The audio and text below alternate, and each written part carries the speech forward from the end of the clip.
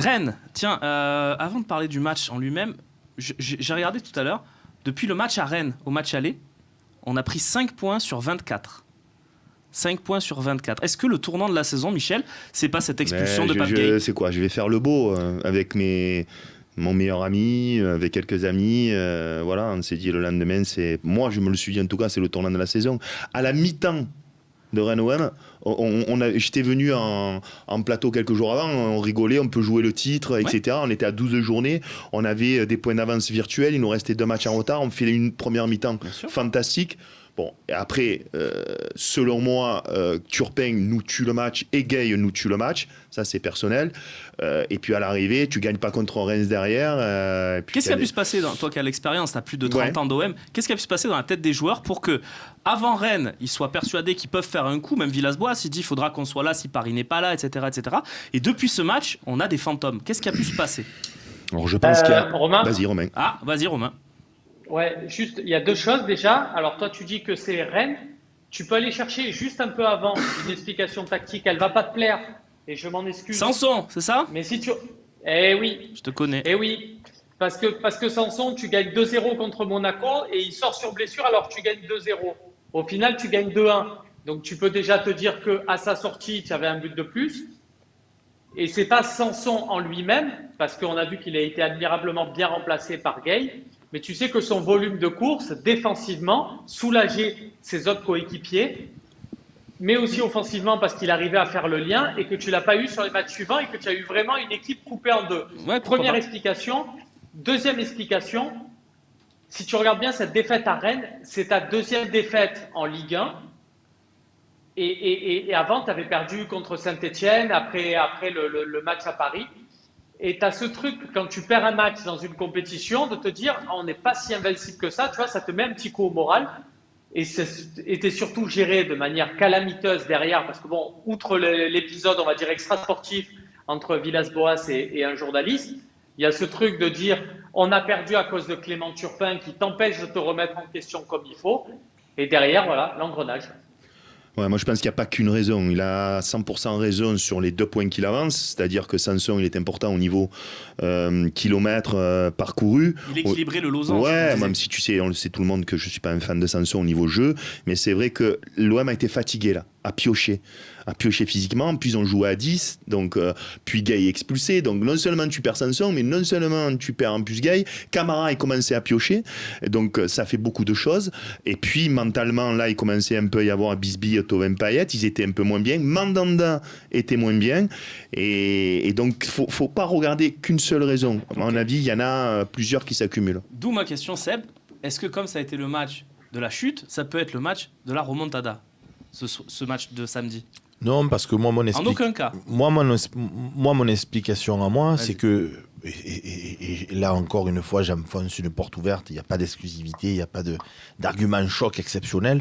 Il n'y a absolument, à mon sens, absolument aucun leader dans cette équipe. Leader mental, hein, parce que des leaders techniques, il y en a certains, mais au niveau du mental, qu'est-ce qui fait qu'un grand joueur, que ce soit dans le tennis, dans le foot, dans le basket, dans le hand, dans ce que tu veux, dans le vélo, qu'est-ce que c'est qui fait que tu te relèves C'est montré Michel, il fait pas de vélo. Il va juste oui, commenter, mais il va quand même le suivre, donc c'est qu'il connaît. Donc, qu'est-ce qui fait que tu te relèves qu'est-ce qui fait un grand joueur, d'un joueur moyen, quelconque ? C'est dans l'adversité, pour moi. C'est quand tu es dans le dur et que tu es capable, au mental, d'aller plus loin. On sait tous que Basile Boli voulait sortir le soir de la Coupe d'Europe et que Tapi, il a dit non, je reste. Il n'est pas resté clopin, il est resté gaillard parce que le joueur, c'était un gaillard. Et nous, peut-être hormis Alvaro, Rongier, qui a quand même ce tempérament un peu je vais au charbon, un peu Bouba Camara, mais à part ces 3 joueurs-là, les autres, quoi. Et je vais faire plaisir à Romain Canuti. C'est léger. J'entends mentalement, hein.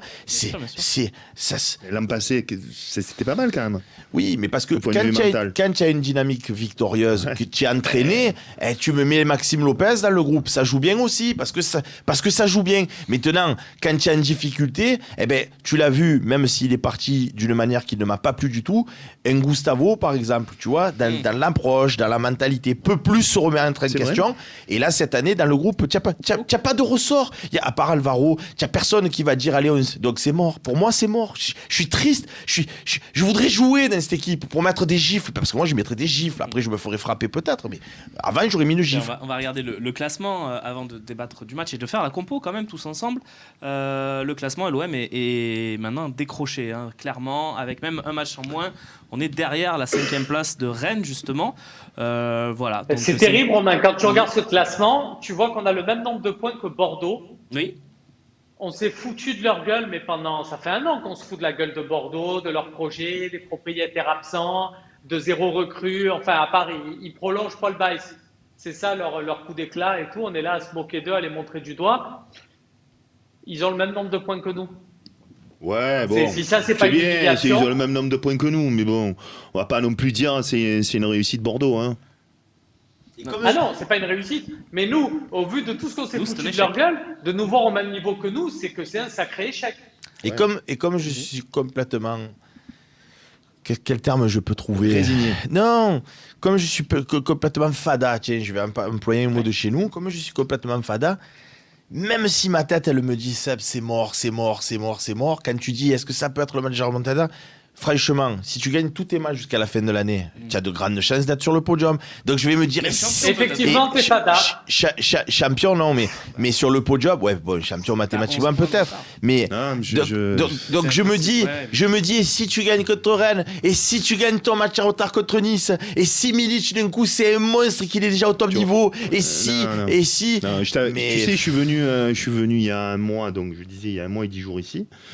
Et Romain m'avait posé la question, est-ce qu'on peut croire au titre? Et j'avais dit, c'est une faute professionnelle si on n'y croit pas à ce moment-là. C'était une faute professionnelle. Mais j'avais dit, on fera le point fin janvier. Et trop de matchs.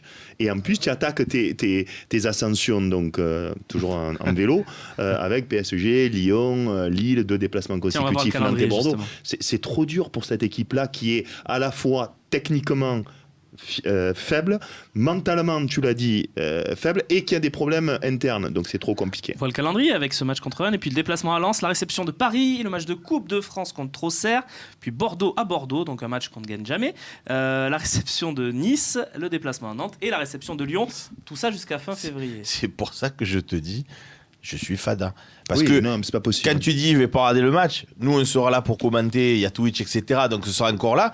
Et si tu dis, de toute façon, comme le dit l'adage, tant que mathématiquement c'est pas fini, on sera toujours là à regarder. Non, mais après on sait jamais. Il y a de la nouveauté, voilà, il y a de la nouveauté. Il y a Milic, on apprend encore à tout âge, Romain. On a vu non, mais ce j'ai qu'on pas a. dit que c'était jouable, moi. Non, mais moi, je parle de moi. On apprend encore à tout âge. J'ai essayé de me convaincre parce que je me disais, on a été catastrophique pendant 3 mois et on gagnait nos matchs. À Lorient, à Strasbourg, on ne montrait pas de jeu, c'était le néant. Et je me disais, on peut que s'améliorer, donc c'est peut-être... Voilà, donc pourquoi ne pas y croire? Mais en fait, non. On était trop faible pendant 3 mois pour pouvoir, d'un coup de baguette magique... On va regarder la compo possible de Rennes avec le retour de Gomis, le gardien. Sénégalais dans les buts, qui était de retour dans le groupe depuis plusieurs matchs, mais qui devrait retrouver sa place de titulaire. C'est Julien Stéphan qui l'a dit en conférence de presse. Voilà, une équipe cohérente, j'ai envie de dire, avec Clément Grenier qui revit un peu. Ouais, et voilà, puis, puis Martin Terrier utilisé en attaquant, voilà. Qui montre aussi les échecs successifs devant, donc attention.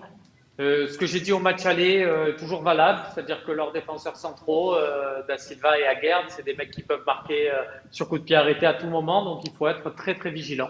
Absolument. Et d'ailleurs, tu l'avais dit avant le match, il y avait eu un but sur un coup franc avec une tête d'Aguerd, je sais plus, c'était pour Unou, je crois. Allez, on va faire la compo. Le coach, c'est nous, messieurs. Vous en avez l'habitude, vous êtes des habitués du talk. Hein. On a réuni une belle équipe ce soir autour de Sébastien, Michel, Romain. C'est vous le coach, les amis. On met Mandanda dans les cages, évidemment. Seb, quel système? Très compliqué. Hein. Pour battre Rennes, on fait pas l'équipe type de la fin de saison. Il manque qui?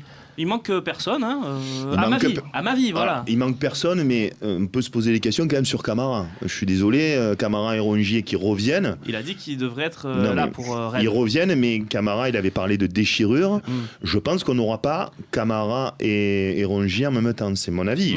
Après des soucis musculaires, mettre les deux dans le même secteur de jeu, ça me semble un peu prématuré. On n'aura pas un risque avec les deux. Moi Villas-Boas le fera pas, mais comme tu le dis, le titre de la rubrique, le coach chez nous, Moi, si c'était moi le coach, je ferais un 4-4-2 losange. Je ne sais pas si on a tous les joueurs pour le faire, mais je ferais un 4-4-2 losange avec Germain et Milic en pointe ou Benedetto et Milic en pointe et Thauvin et Payet, je fais... on va faire la compo ensemble. On fait le 4-4-2 losange puisque Romain est d'accord. Michel, tu aurais dit quoi toi comme compo, comme schéma? Non, j'aurais dit... Ouais, bon. Ouais, si tu veux. Franchement, c'est très rare que j'arrive ici, que je sais pas trop, je peux pas trancher, j'ai pas trop Michel, d'avis. c'est plus facile pour commencer. Les latéraux, on fait Sakai à gauche et Lirola à droite. Tu sais pas? Non, mais franchement, Sakai à gauche, voilà, on n'a pas trop le choix, parce que Kawi. C'est trop light défensivement. S'il a Doku à prendre, ça va être compliqué. Donc on va faire ça, mais par dépit, par défaut. D'accord, même chose pour Seb, je vois, et Romain, j'imagine également. La défense centrale, tiens, on redonne un peu de temps de jeu à cette paire Tchaleta Alvaro, Romain? Ouais, tout à fait. Même chose pour Seb, je vois qu'il y a Kies et Michel, je pense aussi. Ouais, en sachant que Balerdi est suspendu mercredi. Voilà, faudrait pas qu'on ait un pépin, blessure ou rouge sur les deux. Mais ouais, ce sont peut-être les moins critiquables en soi, même s'ils sont pas transcendants actuellement. Donc, Ok. Votre sentinelle, tiens, est-ce qu'on met Bouba Camara ou est-ce qu'on met Pape Gay? Michel, toi, c'est plutôt Pape Gay du coup, si je suis ton raisonnement. Oui, je pense que Camara c'est un peu juste. Je prendrais pas le risque. Ben, on va en avoir besoin. Ok. Je pense que c'est prématuré. Seb, est-ce qu'on fait all-in, comme tu aimes bien le poker, est-ce qu'on fait all-in en mettant tous nos joueurs quitte à ce que... Parce que c'est quand même un match décisif, on joue Rennes. Décisif, ouais. Bah, si malgré tout... Oui, c'est ce qu'on disait, oui. Pour rêver, allez, si disons... Si tu perds, c'est mort. Ouais, là c'est moins mort. Voilà, peut-être un peu moins mort. Est-ce qu'on fait all-in ou pas en mettant Camara? Très sincèrement, je connais pas suffisamment l'état de forme des joueurs pour te dire. Moi, idéalement, je ferais un losange avec Camara, Rongier, Gay. Oui, Romain, oui. Camara sentinelle, Rongier Gay devant en relayeur, Cuisance en 10. Arrête-toi, arrête. Non, Cuisance, je peux plus. Alors, on a pris. Attends. Cuisance, faut arrêter. On a eu l'avis de Romain, on a eu son quatuor. Vas-y, donne-nous ton quatuor, Michel, alors, puisqu'on fait le quatuor du coup. Et Seb finira. Moi, je veux bien les goûts, les couleurs, mais Cuisance, il a eu énormément de chance. C'est un joueur, mais de Playmobil. Qui avec Gay, Michel, dans ce losange? Rongier. Ouais. Payet en 10, je suppose, évidemment. Oui. Il en manque un. Ouais, je réfléchis qui on a. C'est tout, on n'a plus personne. Tu peux mettre Balerdi, mais... Ouais, c'est Kawi. C'est pas plus mal. C'est compliqué, hein. C'est compliqué avec ce système en losange. Je vais mettre Kawi. Il fait pas plus mal.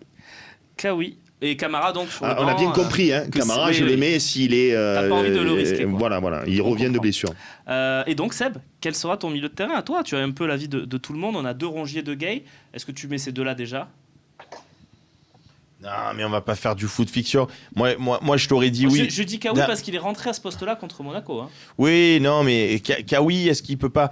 moi, j'entends quand Michel il dit je peux plus voir Cuisance. Je comprends parfaitement son état d'esprit. Moi, personnellement, je peux plus voir Payet et Thauvin. Je peux plus les voir. Voilà. Et je sais que Max, s'il regarde l'émission, va s'arracher le peu de cheveux qui lui reste parce qu'il va dire mais les gars, si vous enlevez les 2 seules forces vives qu'on a qui sont capables de nous faire gagner un match, mais moi, comme je te l'ai dit, je crois plus à rien. Donc, Gay et Rongier avec qui? Moi, je mettrais Camara comme Romain, je mettrais Gay à la place de Cuisance.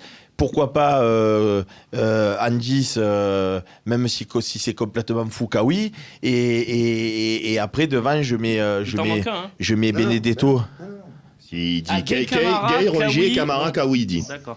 Mais Kawi Andy, c'est même pas par dépit, c'est nul ce que je dis, ça sert à rien, tu vois, c'est juste pour... En Pour fait, éviter Payet.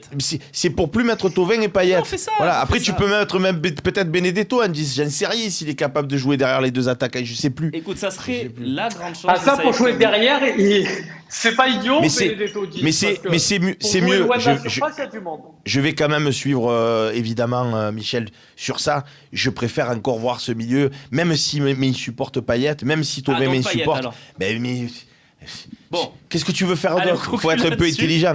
Qu'on conclut là-dessus. C'est dommage, ça aurait pu être la grande chance de Kawhi ou AVB, mais ça ne sera pas le cas. Camara. Mais même Rongier- dans le coach chez nous, où on joue plus rien, j'ai du mal à le mettre à 10. Ce qui est son poste à la base. Camara, Rongier, Gay, Payet. L'attaque avec Milik, on met qui, Michel? Alors, j'entends, hein, parce que c'est un vrai débat, on peut en parler pendant une heure de Thauvin et Payet. Ouais, Il y en a qui vont me dire il faut les faire jouer tous les deux ensemble pour, ben voilà, allez, ce match-là, avec tout ce qui s'est passé, dans un système différent où on donne les clés du camion à Payet en 10 et on fait jouer Thauvin, ça a plutôt pas mal marché quand il a joué avec Benedetto à deux attaquants. Donc il y a cette option-là. Après, tu peux ne pas faire jouer Payet, tu peux ne pas faire jouer Thauvin, ne pas faire jouer les deux. Moi, je vais faire jouer les deux là. J'assume, même si je pense qu'il va falloir faire un choix et préparer la saison prochaine. Et je pense que petit à petit, il va falloir ou se sacrifier d'un ou de l'autre, ou des deux. Je pense qu'il va falloir ou de l'un, ou de l'autre, ou des deux. Ce qui est sûr, c'est Thauvin. Thauvin, il va falloir à un moment donné lui dire merci et au revoir. Même si j'adore Thauvin. Donc Thauvin. Seb, ton attaquant avec Milik? Germain, Benedetto, Radonjic. Radonjic, pourquoi pas? Mais Radonjic, c'est un poulet sans tête. J'aime bien le joueur, mais c'est un poulet sans tête. Benedetto, je l'ai tellement défendu en disant c'est un joueur au-dessus techniquement, mais il a un mental de poulpe. Mais Kawhi, Kawhi, non. Et Germain, je l'aime bien, c'est un bon.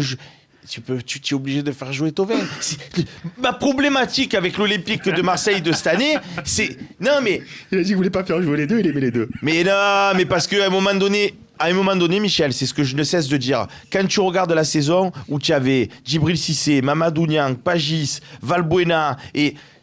À un moment donné, Bernard Fa, il fait le call d'entraînement, tu dis, tu sais quoi, Mino, allez, va à la douche et je veux plus te voir pendant 3 matchs. Pourquoi? Parce que tu as Valbuena, parce que tu as Nang, parce que tu as Cissé, parce que tu as Pagis, parce que tu as de la concurrence. Tu peux pas les enlever, tu peux pas, parce que Benedetto à côté, c'est pas assez fort pour l'instant, parce que Germain, c'est...